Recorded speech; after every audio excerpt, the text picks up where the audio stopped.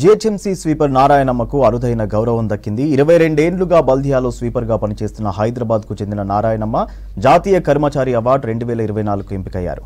కేంద్ర సర్కార్ తనకు అవార్డు ప్రకటించడం సంతోషంగా ఉందన్నారు నారాయణమ్మ. జాతీయ కర్మచారి అవార్డు అందుకోబోతున్న నారాయణమ్మతో Kalpana face to face. Narayanamma ఈ పేరు ఎంతో మందికి సుపరిచితమే.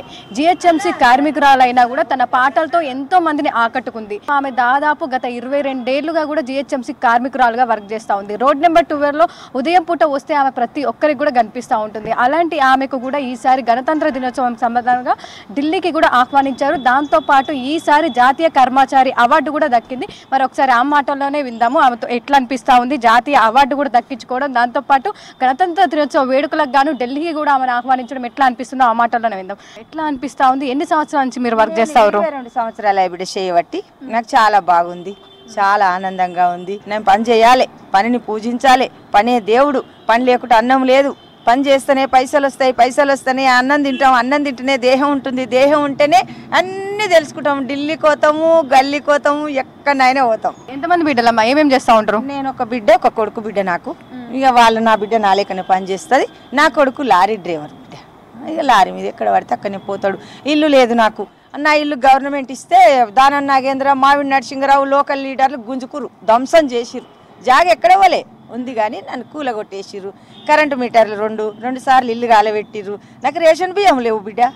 రేషన్ కార్డు తెలంగాణ వచ్చిందంటే పోయింది, అన్నీ పోయినాయి, ఏం లేదు. అయినా నేను ఆ భగవంతుని నమ్ముకొని ఇక ఈ పని నమ్ముకొని బతుకుతున్నాను. సో చాలా వరకు జీహెచ్ఎంసీ కార్మికురాలు కంటే పాటలు పాడే నారాయణమ్మని అంటేనే చాలా మందికి ఎరక. సో ఎప్పటి నుంచి పాటలు పాడుతారు మీరు? చిన్నప్పటి నుంచి బిడ్డ. మా నాయన మంచి భక్తుడు, మా నాయన గురు భక్తుడు. ఆయన పంతులు. మరి భారతము, భాగవతము, రామాయణము ఆటలాడి నాటకాలు వేసి నేర్పించే పంతులు మా నాయన. పెద్ద రాజకీయ నాయకుడు కూడా. ఏ రాజకీయం అంటే కమ్యూనిస్ట్ పార్టీ. మా నాయన 60 ఏళ్ళ 70 ఏళ్ల కింద మంచి లీడర్ మా నాయన. అయినా మా నాయనదే వచ్చింది బిడ్డ నాకు. అయితే ఇప్పుడు నాకు నా భర్త చనిపోయిన తర్వాత నా పిల్లలు వేయించుకోవాలని మా అమ్మ నాకు ఈ పని పెట్టింది. మా అమ్మ చేసేది చాలా ఇండ్లు లేవు బిడ్డ. మా అమ్మ చేసినప్పుడు అడవి మెయిన్ రోడ్డు, ఈ ఒక్క ఇల్లు అక్కడ ఒక ఇల్లు ఉంది, ఇల్లు కట్టనే లేదు ఇంకా. ఇవన్నీ ఆమె చేసిన తర్వాత నేను మా అమ్మ కలిసి 3 ఏళ్ళు చేసినాక నాకు పెట్టింది మా అమ్మ. నేను చేయబట్టి కూడా 22 సంవత్సరాలు నాన్న ఈ పని చేయబట్టి నాకు చాలా సంతోషంగా ఉంది బిడ్డ. ఆనందంగా ఉంది. ఆనందం అంటే ఏం ఆనందం? మామూలు ఆనందం కాదు, ఏదో వచ్చిన పోయినని. బ్రహ్మానందం పరమసుగితం కేవలం జ్ఞానమూర్తిం ద్వంద్వాతీతం గగన సదృశం తత్వమస్యాది లక్ష్యం ఏకం నిత్యం విమలమచలం సర్వదీ సాక్షిభూతం భావాతీతం త్రిగుణరహితం సద్గురుంతం నమామి. అటువంటి ఆనందం నాకు ఆ పరమాత్మ, ఆ గురుమూర్తి, ఆ శ్రీరామచంద్రుడు కలిగించి, చేయి బిడ్డ ఈ పనిలోనే ఉన్నా నేను, ఈ పనే పరమాత్మ, ఈ పనే అన్నం పెడుతుంది, ఈ పనే దేవుడు అని చేపిస్తున్నాను. సో ఈ జాతీయ అవార్డు కూడా వచ్చింది కదా, సో ఎప్పుడు మీకు చెప్పారు ఇట్లా అవార్డు వచ్చింది, ఎప్పుడు తీసుకెళ్తున్నామని? నాకు తెలియదు బిడ్డ. నాకు జాతీయ అవార్డు, కర్మచారి జాతీయ అవార్డు వచ్చిందని నాకైతే తెలియదు. అక్కడి నుంచి మరి ఇక్కడి నుంచి మహాత్ములు ఎవరో జిహెచ్ఎంసీలో పోలీస్ శాఖ వాళ్ళు రాసి పంపొచ్చు, పంపంది అయితే రాదు. ఎవరు పంపినరో తెలియకుండా వచ్చింది నాకు. ఇక్కడనేమో తెలిసి వచ్చింది.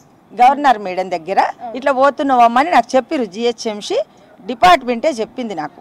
వాళ్ళు కూడా పిలిచిర్రు. డిపార్ట్మెంట్ ముందు పిలిచి సన్మానం చేసినాక పోలీసు వాళ్ళు పిలిచిర్రు. ఆ తర్వాత ఇది టీవీలల్లా మరి పేపర్లలో మోగిన తర్వాత నాకు తెలుసు బిడ్డ. నాకైతే తెలియదమ్మా. 10-12 రోజులకు సార్ వచ్చి, MLA sir, Chennur MLA sir వచ్చి నాకు సన్మానం చేసినాక ఆయన సంతోషపడ్డాక నాకు తెలుసు. ఇంతకుముందు ఎప్పుడైనా ఢిల్లీ వెళ్ళినావా? ఇదే మొదటిసారా అమ్మ? నేను వెళ్ళిన అంటే ట్రైన్లో వెళ్ళినాం, మేము యాత్రలు తిరిగినప్పుడు వెళ్ళినాం.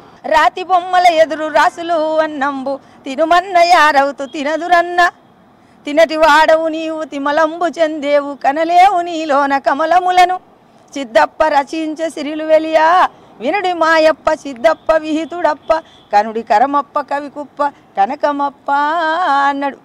రాయి ముందర పెడితే విగ్రహానికి బాగున్నవా అమ్మ అంటాడా? తిరుపతి వెంకటేశ్వర్ల తానికి పోతున్నాం కొడుక, అమ్మాయి ఏమమ్మ బాగున్నావా అంటాడా బిడ్డ? మన తల్లికి అన్నం పెట్టాలి, మన తండ్రికి పెట్టాలి, మన ఇతసుత బాంధవులకు పెట్టాలి. మాతృదేవో భవ, పితృదేవో భవ, ఆచార్య దేవో భవ, అతిథి దేవో భవ. పరమాత్మ అంతటా ఉన్నాడు. ముళ్ళుగుచ్చే సందు లేకుండా నిండి నిమిడి కృతమై ఉన్నాడు. ఆయన వల్కడు.